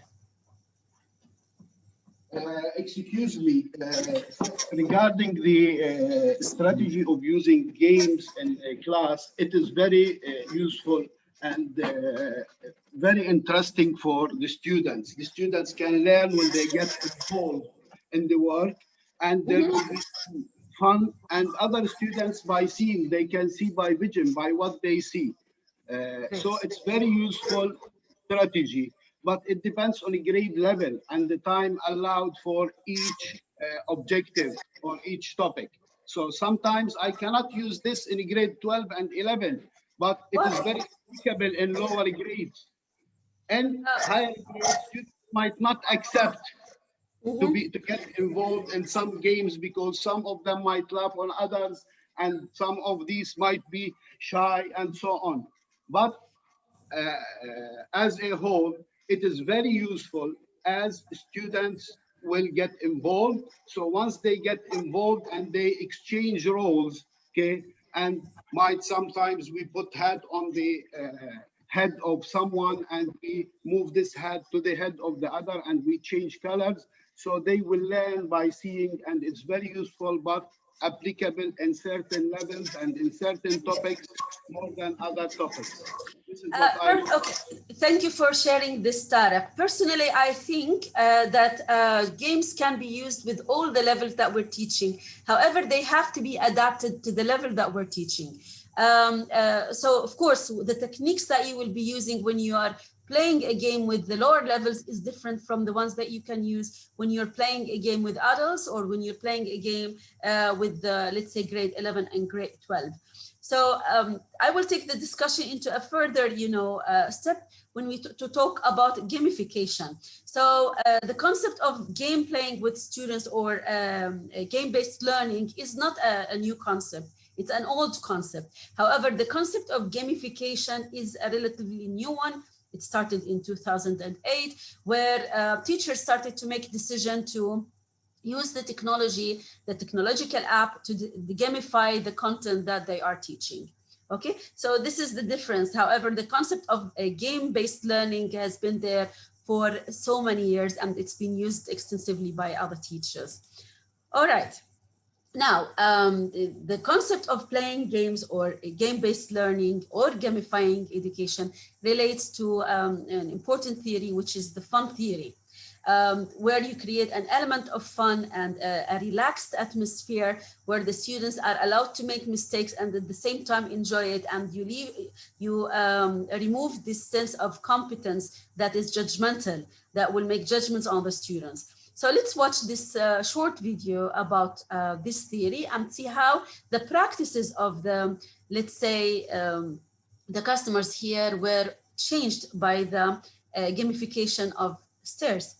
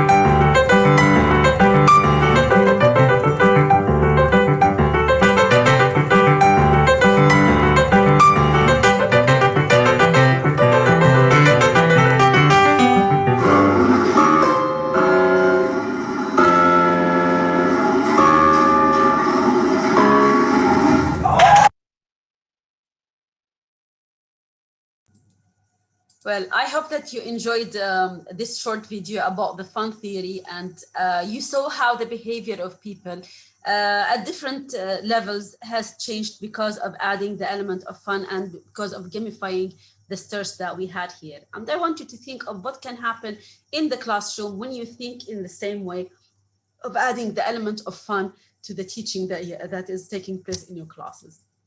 So, briefly, just to say what, or to consider what game-based learning is. Of course, all of us play games, and we know that the games are, something that we do with a clear set of objectives. Once we take the content that we teach and we change that into a game, this becomes game-based learning. So if you look at this game, very famous game of bingo, that's the traditional game with with numbers. And once I replace the numbers with verbs here, let's say the past participle of the verbs, as an English teacher, I can play the bingo game in order to teach the students the simple past or the past participle form. And this is game-based learning. It's when you take the content itself and you change it into a game, all right? Now let's consider how this contrasts with gamification. In gamification, you do not change the content. You keep the content as is, but you add to the content some elements from, let's say, games. For example, you add some prizes or you add some badges for moving from one level to the other, but you do not change the content itself. This has been used also not only in schools, it's been used in organizations, in corporations, where they wanted to encourage the employees, for example, to learn the manual of their companies. So they added some element of encouragement at each level that the employees achieve and they learn, okay?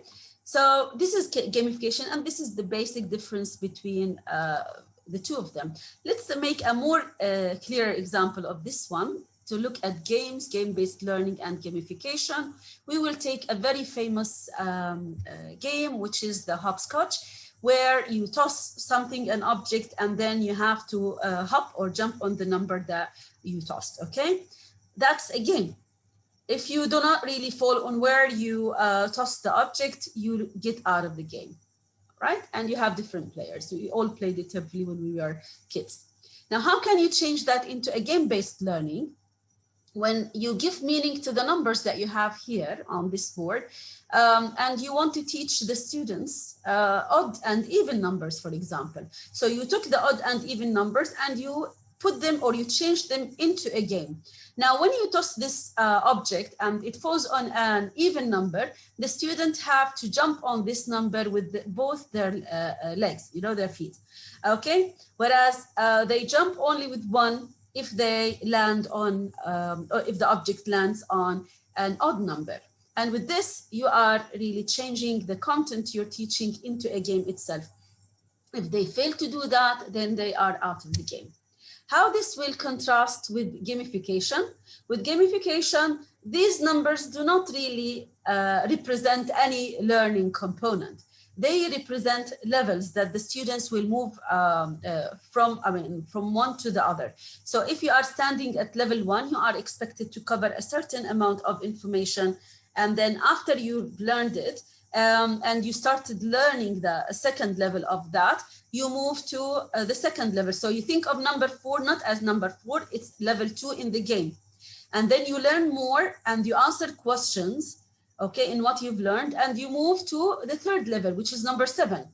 So 7 does not represent any learning content, it just represents a level, and there is a badge or there's a trophy that you're getting towards the end. So this is gamification, and it's really good for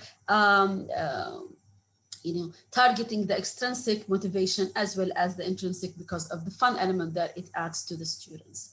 So I hope that this simple explanation clarified the difference for you between the 3 concepts of games, game-based learning, and gamification.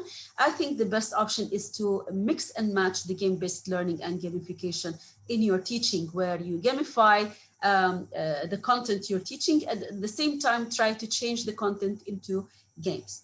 All right, now let's move to the last part of our session today, which in this part, I am hoping to briefly highlight a number of applications that you can use with your students, only to give you examples, because we cannot really cover all the applications that you can use in class to gamify learning or to enhance learning. There is a lot more. And as I mentioned, in September, we will have a whole professional development certificate for technology integration. I'm only using these for the concept of gamifying learning. So which of these do you use in your class? Let's see, the race. Kahoot is taking the first place. Okay. Puzzle is still in the 4th place. None of the above. Okay. I want more to participate, please. I just want to have an idea of how many. Okay. Let's look at the questions while you're voting for this one. Okay. Some of you are adding more applications here in the chat box. Yes, of course, there are a lot more than that. I'm hoping to give these as examples for you. And as I mentioned, we are trying to give you keys, and the rest is yours. The choice is yours to take the concepts that we discussed in the 2 presentations yesterday and today, along with what was discussed earlier, important topics with the growth mindset with Ms. Rubina, and the 21st century learning with Dr. Daniela, and even with the introduction with Dr. Sriti about future schools. I hope that you're taking all of these concepts into consideration and try to learn more about them. So I will be closing the vote once the number reaches 100 here. Let's see the chat box. Again, we have quizzes, a very popular one. Yes, of course, we have Nearpod. Yes. Nearpod, it seems to be a very popular one as well, yes. Okay, we're almost there for 100.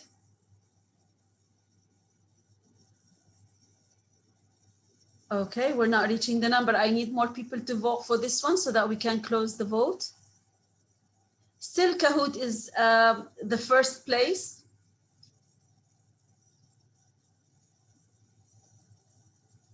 Let's see here. Nearpod is a very popular one. Quizlet, yes, I love Quizlet. Yeah, and I hope, I mean, we will be able to introduce all these of these applications in the coming certificate. These are meant to give examples only.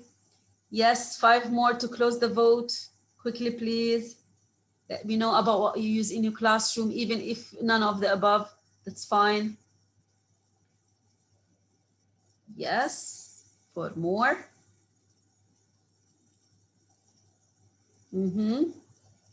Hurry up, please. So, okay, 3 more. Socrative, yes, Socrative is an excellent, tool for engagement and teaching. Plickers is amazing. Flipgrid is amazing for that one. Yes, I agree. Yes, 2 more quickly, please. All right. Khan Academy, well, it's not, I mean, yeah, you use the games in Khan Academy, you mean, yeah? Okay. Class Kick. 1 more to go. 1 more to go, the 100. 1 more vote, please.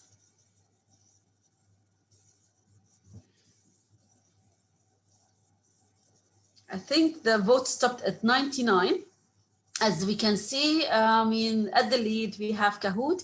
Yes, it's the most user-friendly and the most exciting, let's say, application for playing games with your students. Yes, I agree.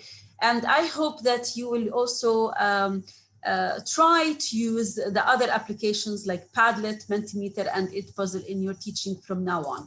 So let's move on and let's move to the first application, which is Kahoot. I will not say much about it because we played a game at the beginning and we see many hearts coming here. So many of you are in love with this application. I love it myself because it engages the students really well.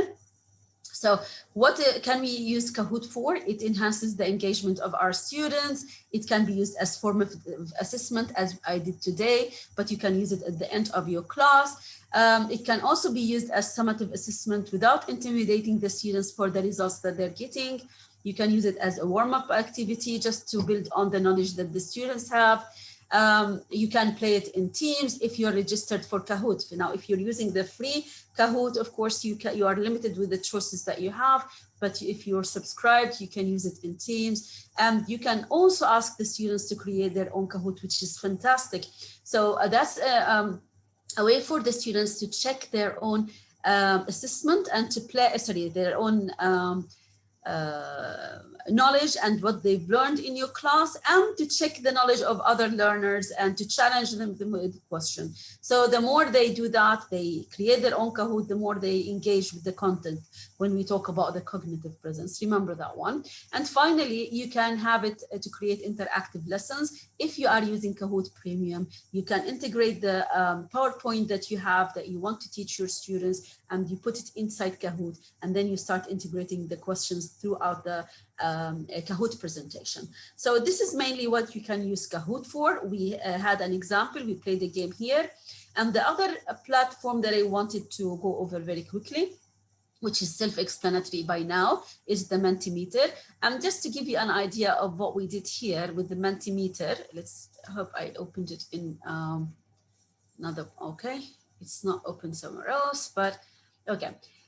What I did in Mentimeter myself, for example, is that I imported my presentation and I put it in Mentimeter, and then throughout the presentation, I tried to integrate the questions in order to get some interaction from your side. And the fascinating thing about Mentimeter is that it has a Kahoot, let's say a Kahoot-like question mode, where you can use the quizzes and you can play games similar to what you do with Kahoot. So I think you had a lot of practice with Mentimeter for these previous few days. when you attended the modules here. Okay, the third one that I wanted to share with you, which is really one of my favorite applications. I love it because it takes you beyond game playing or revising things. This is something that you can use for plenty of ideas, and you only need to use your imagination. I love Padlet because Padlet can be used to brainstorm for ideas. I have some ideas for you here to create a question bank, to gather students' work, their portfolios, to share their assignments, to let students interact socially with each other when they comment on each other's work. You can use it as an exit ticket. You can use it as entry for the session. You can use it for class communication. And I have like one Padlet open for you. I created this one Padlet that you will be using in a minute. And you subscribe to Padlet. It's free.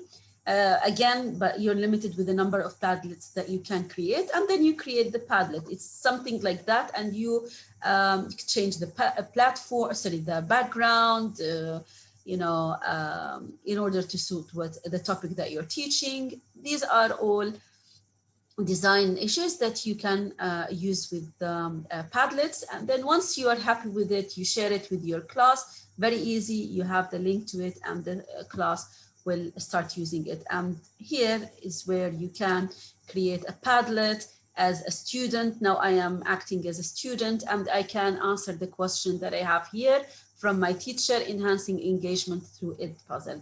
I will tell you, or I'll let you know how you're going to use this Padlet in a minute after I'm done with explaining how to use Padlet. And there are, this is only one format that you can use Padlet, and there is a lot more. I like the map on Padlet, where you have the world map. And the first day I meet my students, I ask them to really pin where they, I like that. We started to have interaction from students. My students pin where they are from on the map. So we learn more about each student, and they can record a short video of themselves, or they can choose to put their pictures there, and then they will appear on the map. So you can imagine how much you learn about your colleagues while you are sitting at home, okay, in your room, and at the same time you are able to interact with other students. So this is only one simple example. I can see that people are greeting me here. Let's see how we're going to use this Padlet. Let's go back to our presentation, and I'll let you know how I'm going to use it in a minute. Okay. Remember yesterday we finished with an assignment on Edpuzzle, and Edpuzzle is a website that will allow you, it's a free one, that will allow you to edit the videos that you give to your students in order to embed questions in them. And I gave you a TED Talk, an amazing one about giving students choice for autonomy and in enhancing their engagement and intrinsic motivation. I asked you to edit that video and the first 10 minutes and add 2 questions to that video. Now, what I want you to do for those who did the assignment is to go to Padlet, okay? And you create a Padlet here, see that, like the one that I created, and I want you to use the link here. Of course, you all have the link to the Edpuzzle video that you created, okay? So I want you please to share this link with us here on Padlet, and I'll give you around 1 minute to do that. So you go ahead for those who created the Padlets, not the Padlets, the Edpuzzle assignment yesterday, and kindly share the Edpuzzle here on this platform. And I will be looking at this one after we finish our presentation today in a couple of minutes. And I hope that for the rest also, you can look at what other colleagues have created here. If you have not created an Edpuzzle video, or if you haven't used it, you can leave us a message about your satisfaction, about what you think you've learned from this these two presentations yesterday and today. For those who do not know how to use Edpuzzle, please go back to the presentation that we shared today, and hopefully it will give you an idea about it.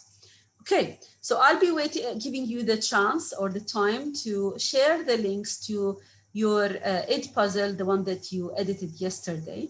And you can still do it if you still haven't done it yet. It's okay, you do it and then you share it here on this platform. I will look at it once we are done with this presentation here. Okay, and that's the thing that I asked you to do. I want you to go to this one and I want you to share your assignment there. So we have some, I did it yesterday. Is it the same one for our new survey? It's not a survey. It is the Edpuzzle assignment where you edit a video that I shared with you yesterday. And then once you edit it on Edpuzzle, it will create it with a new link that starts with Edpuzzle. All right. Let me see if I have an example here. I gave you this example yesterday. This is a video that I showed you in class, and I showed you how you can edit it on Edpuzzle. So at this point, we're going to share our responses. Remember to use your participation cards. So participation cards are a set of index cards which have labels on them. I agree, I disagree, or I don't know how to respond. We use them to assess students' understanding, but we also use them to give students voice. So I first pose a question. What was the sum? Okay.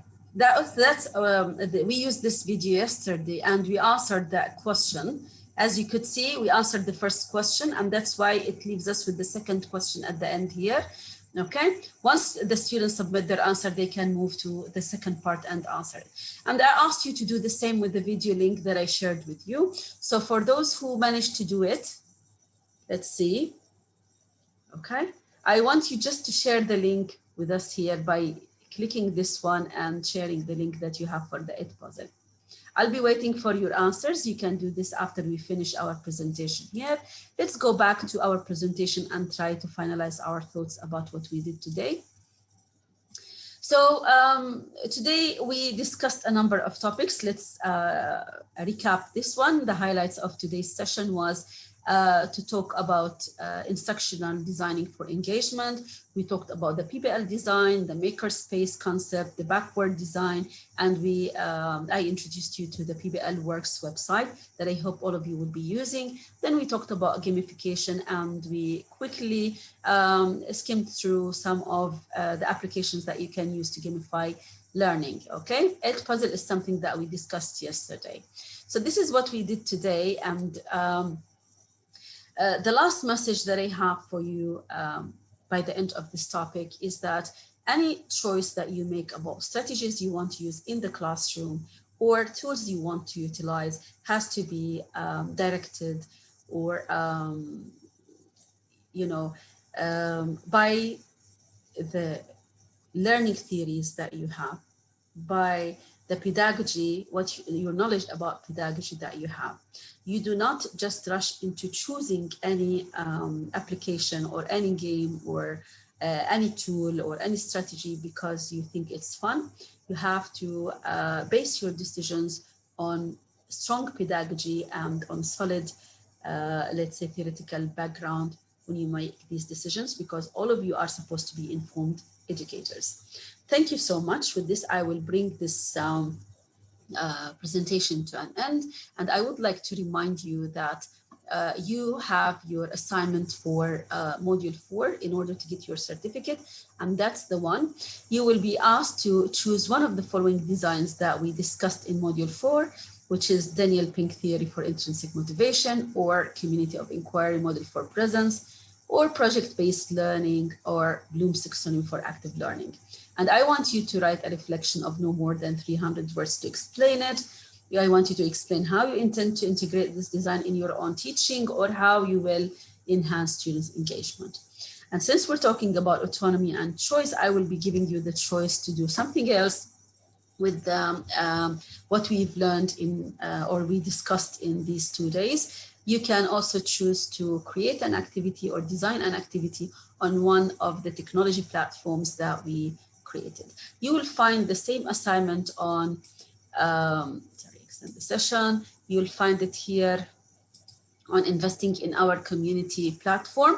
You'll have all the readings and all the links to it, as well as the assignment that you are supposed to use. It will open shortly, okay?